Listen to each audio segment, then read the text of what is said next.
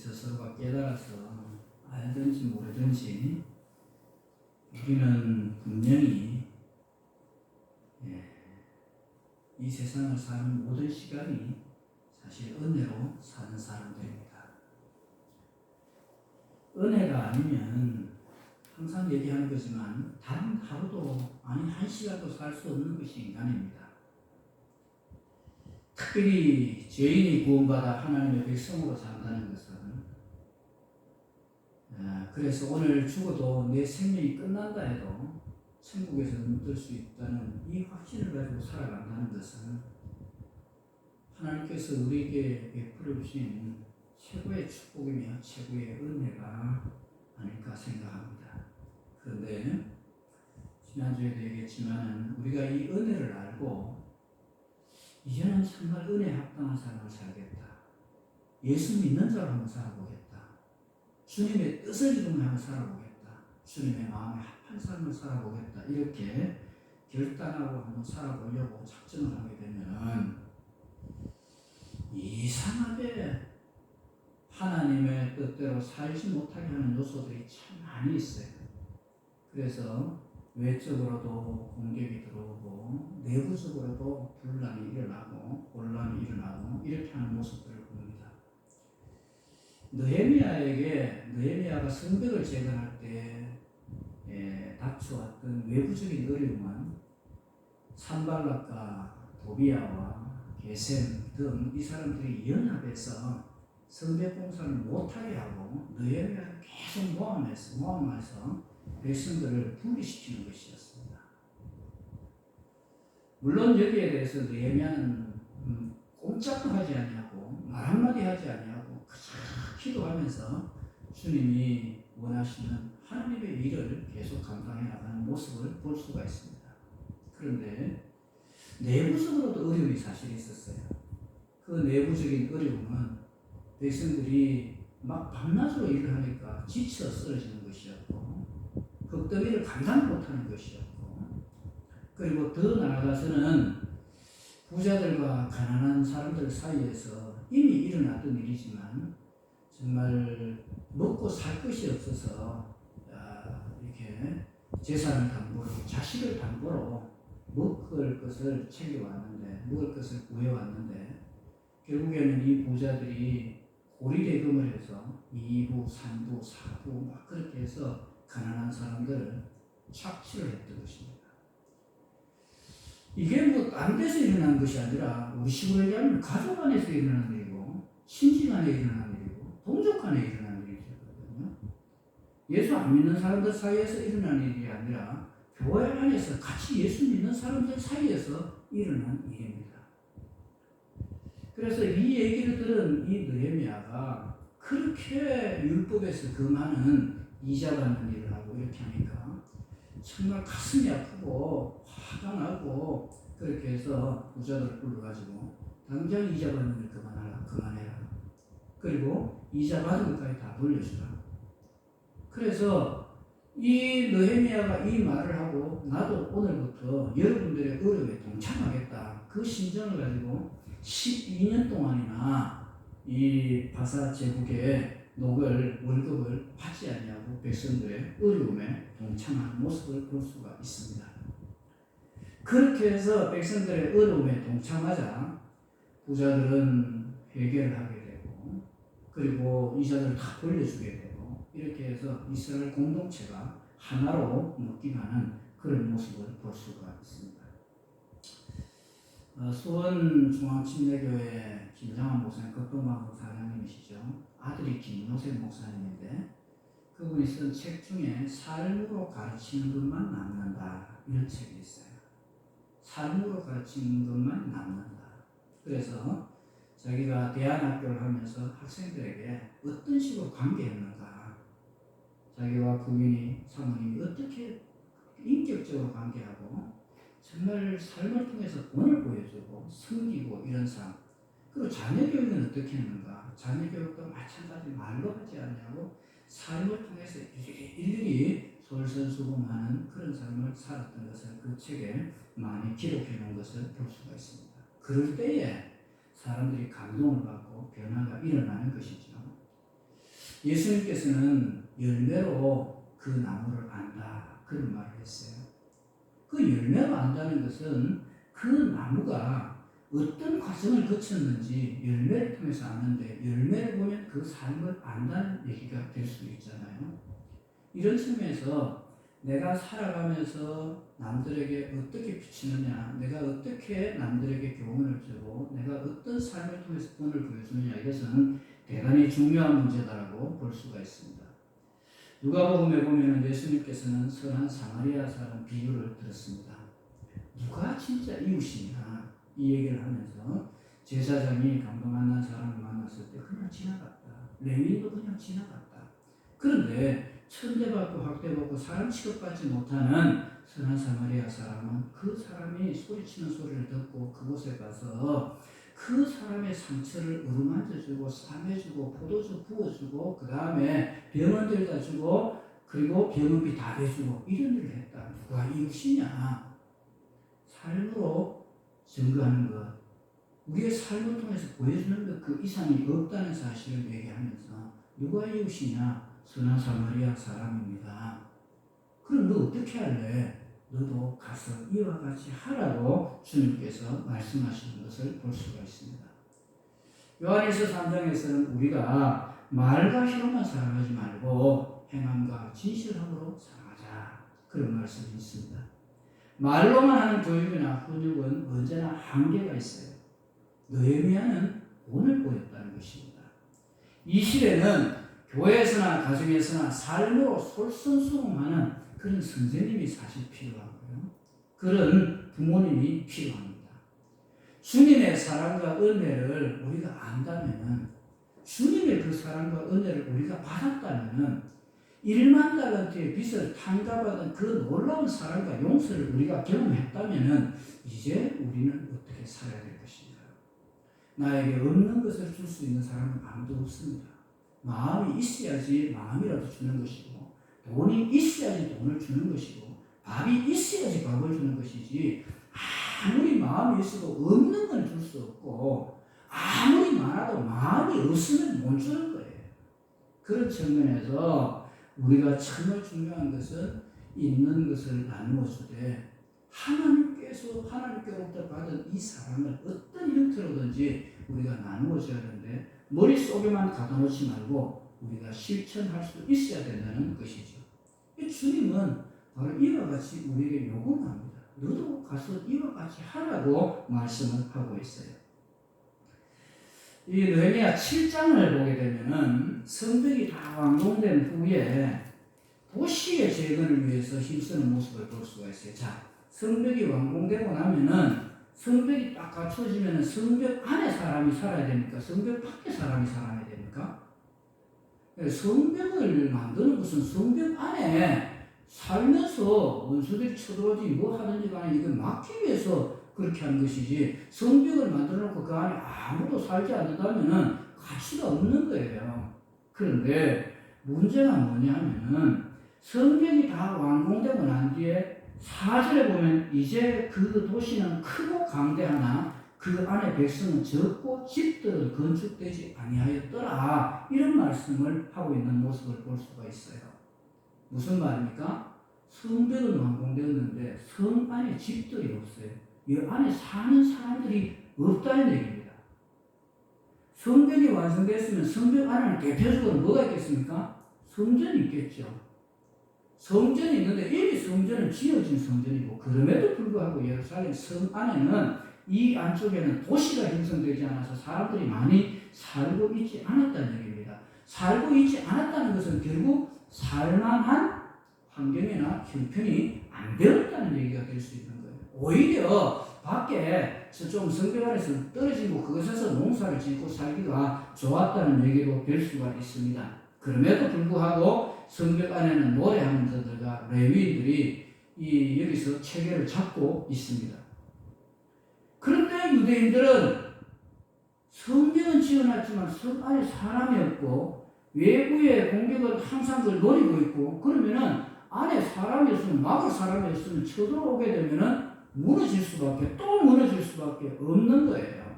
그래서 일단은 파수꾼을 세웁니다. 그러면서 성벽 안에 살 사람들을 모집을 하는 거죠. 그래서 그곳에 한 사람 한 사람 들어오게 합니다.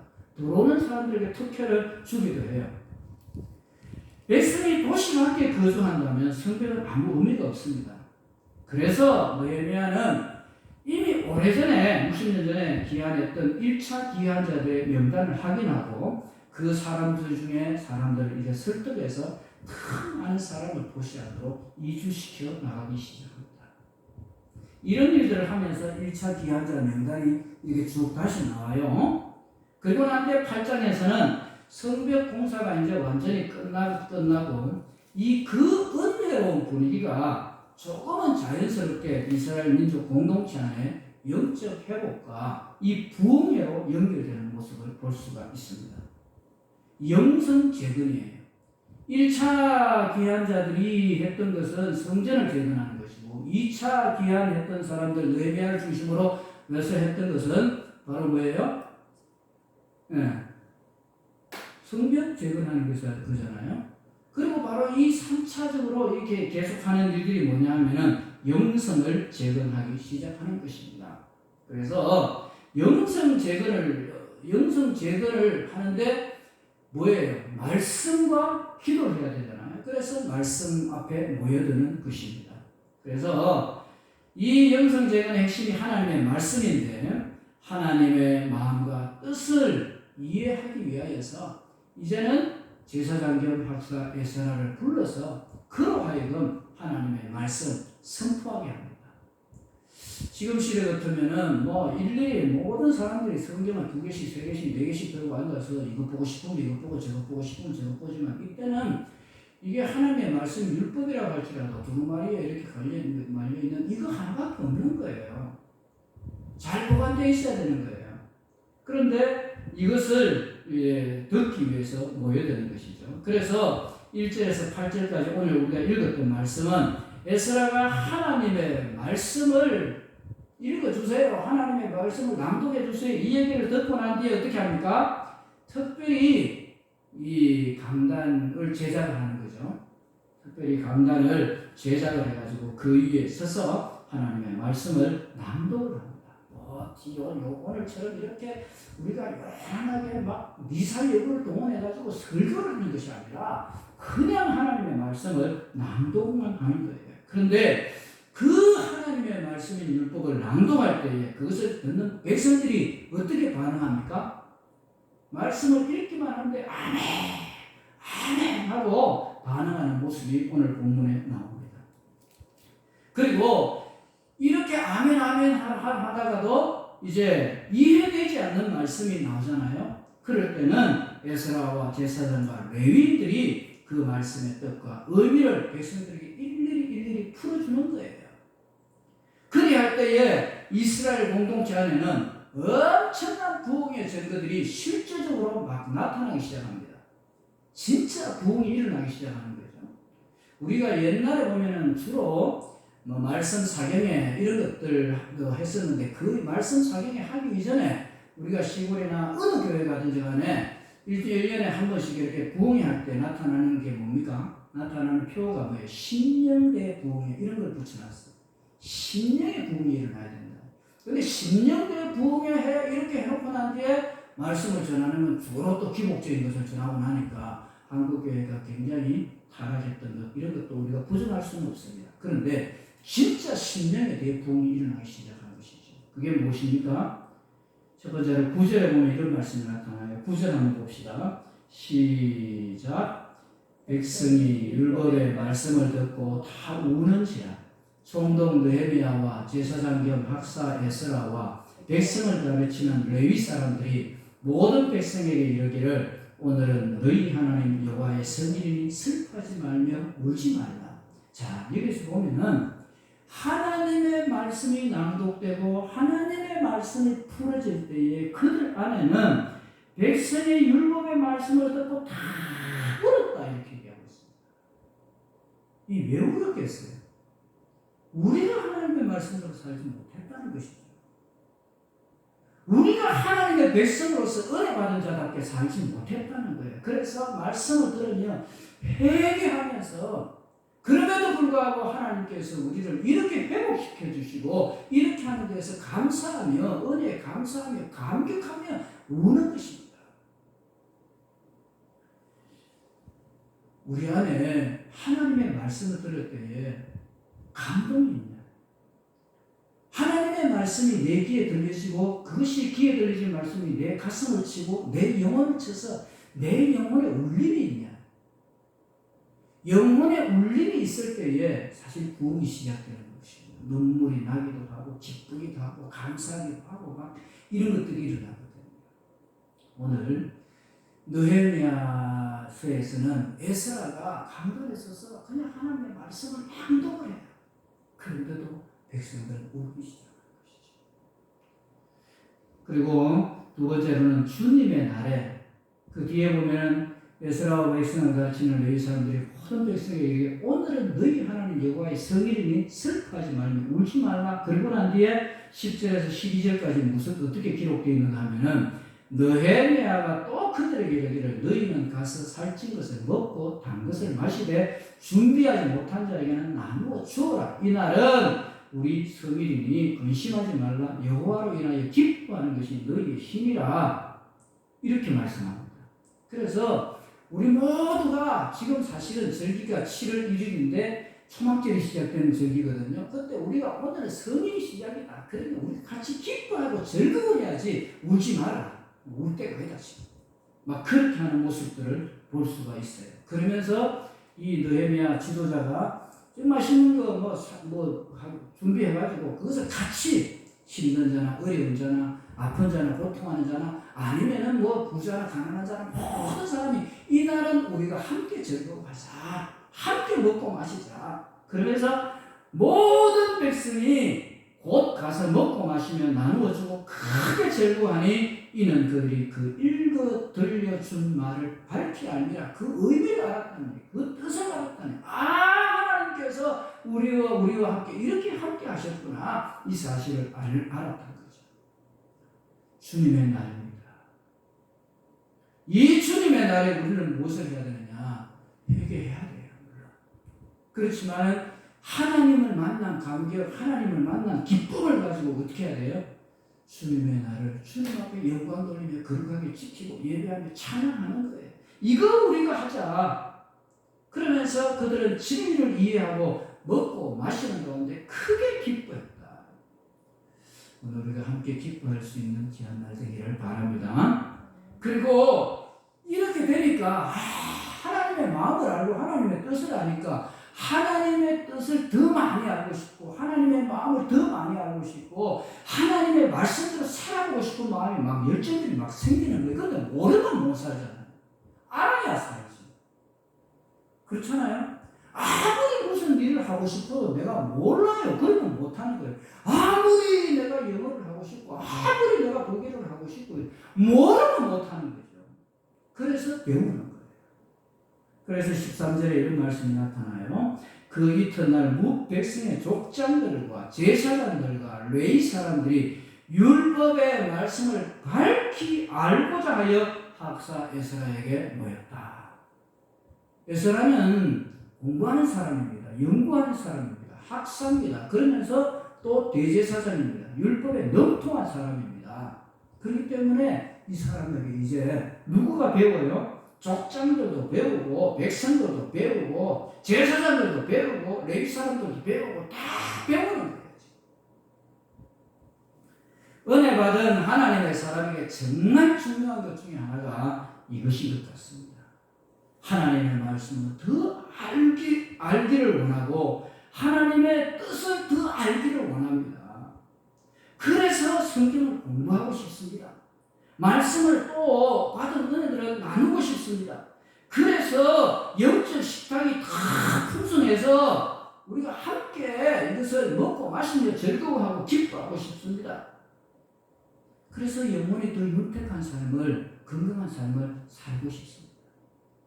은혜 받고 난 뒤에 우리의 삶이 또 이 은혜 받았다 하면서 세상에 치우쳐가지고 뭘 더 잘 먹냐, 뭘 더 잘 입냐, 그리고 어떻게 저 고급차를 타냐, 어떻게 더 부자가 되냐, 어떻게 더 건설을 하냐, 이런 어떤 기복적인 것에 빠지지 말고 세상적인 것과 매몰되지 말고 하나님의 마음을 어떻게 더 알 수 있냐, 그래서 어떻게 더 거룩한 삶을 살아서 하나님의 기쁨이 될 수 있냐, 이것이 바로 진정한 부흥이 나타날 때 현상이 아니겠습니까? 그래서 하나님의 뜻대로 살고자 하는 거룩한 결단들이 일어나는 거예요.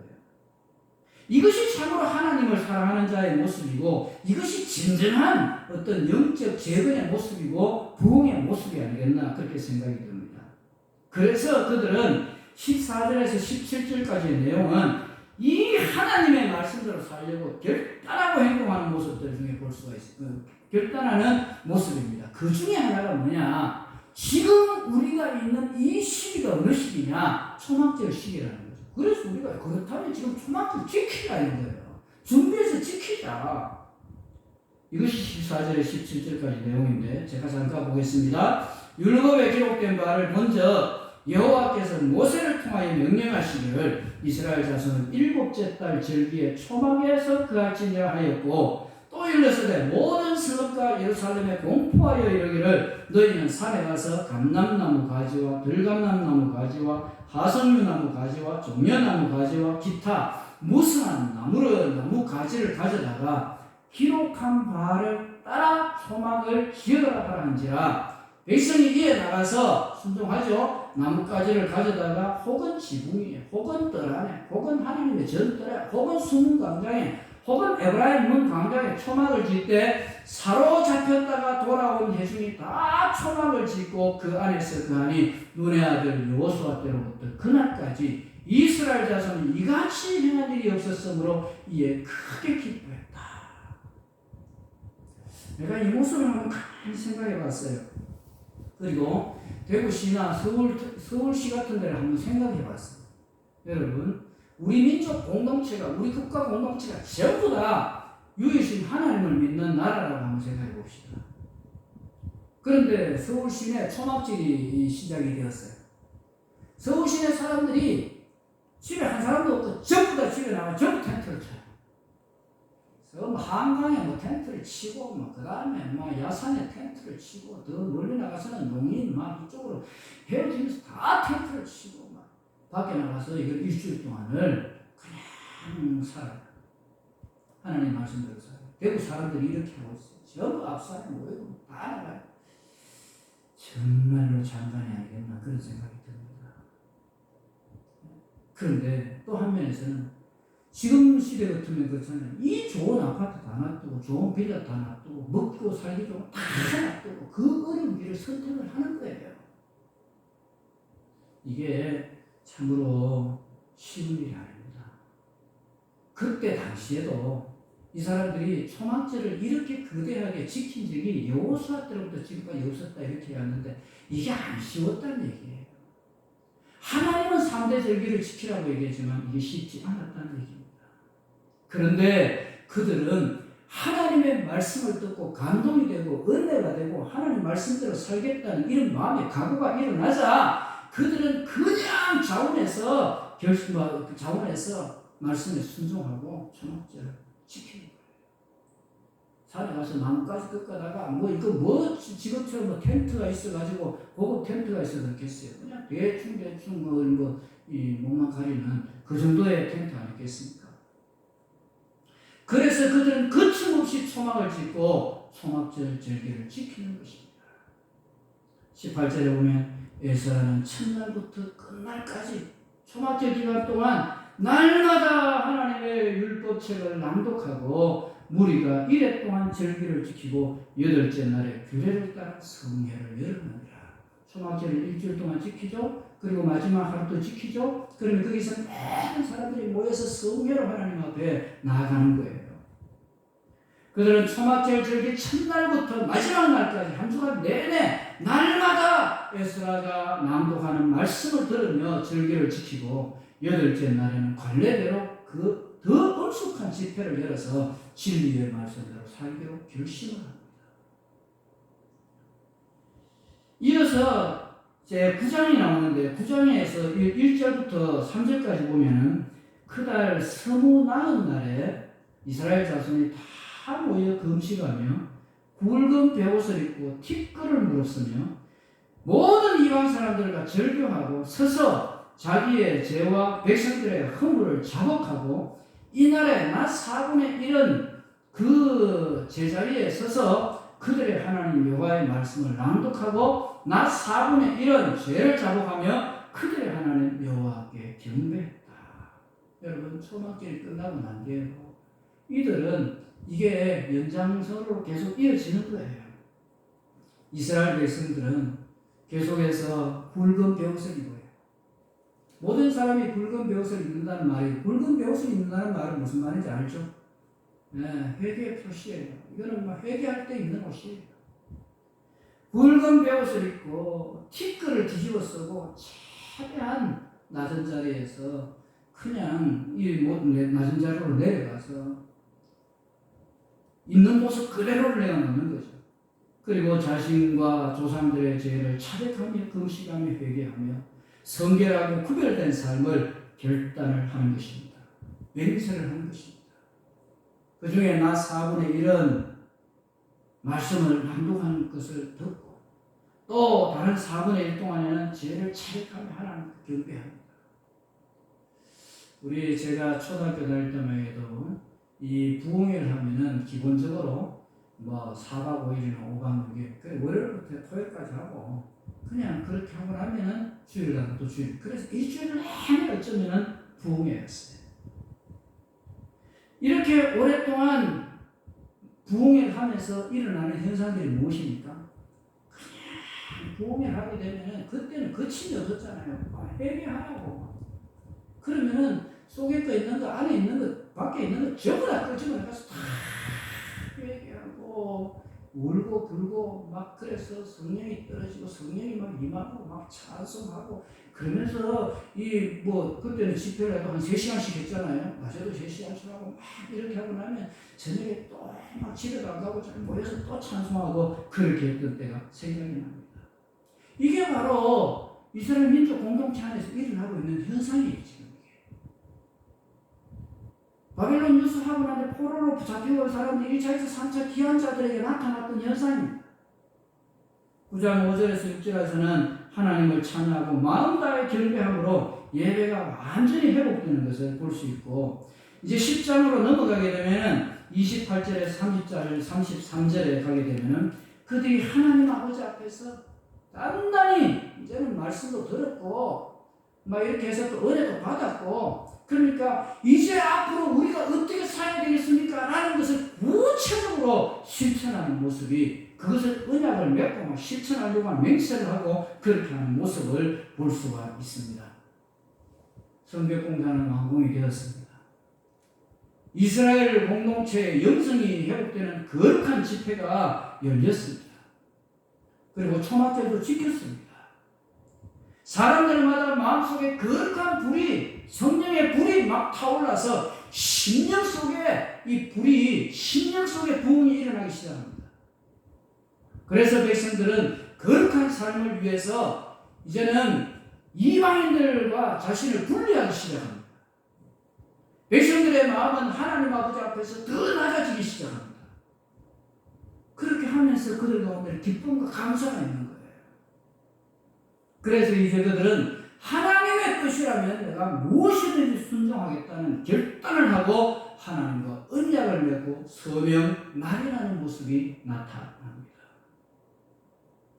9장 38절에 우리가 이 모든 일로 말미암아 이제 견고한 언약을 세워 기록하고 우리의 방백들, 통치자들이겠죠. 통치자들과 레위 사람들과 제 사람들이 다 인봉하였느니라.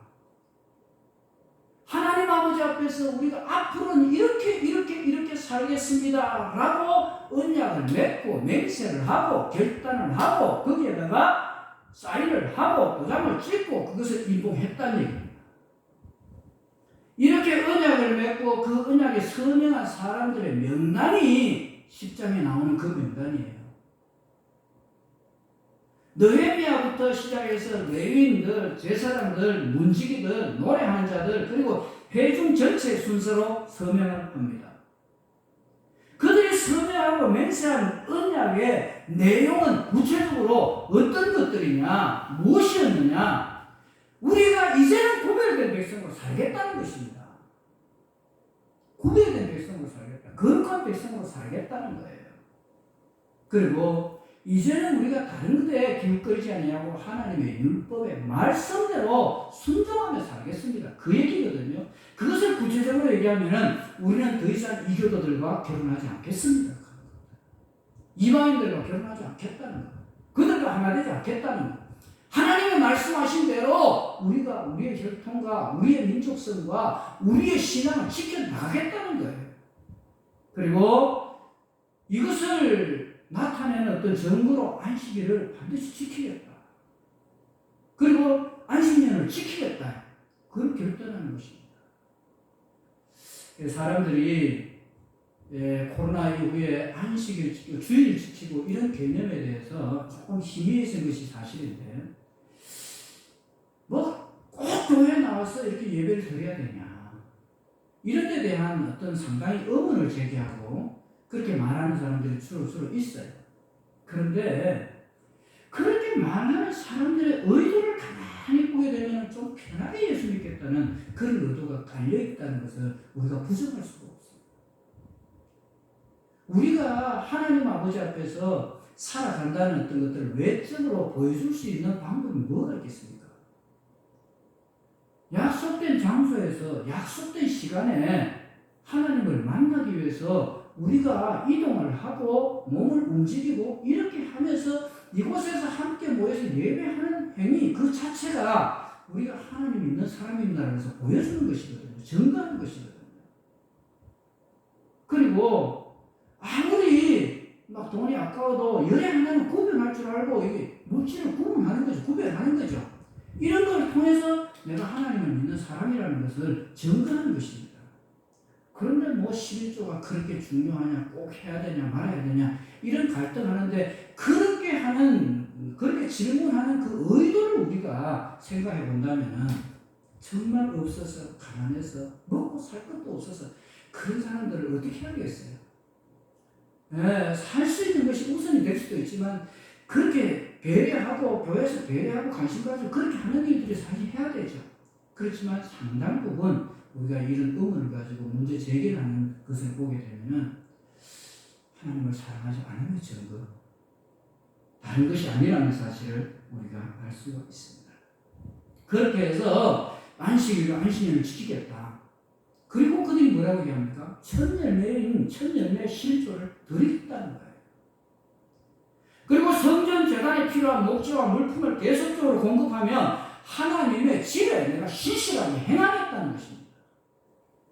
그리고 제사장들과 레위인들의 생활비를 반드시 지급하겠다는 거예요. 이런 것들을 언약을 맺고 맹세를 하고 여기에다가 어떻게 해요? 구체적인 내용들을 기록하고 거기에 사인을 한 겁니다. 그렇습니다. 부흥은요, 하나님의 말씀이 내 안에 부딪힐 때에 내 안에서 강력한 결단이 일어나는 것으로 시작을 합니다.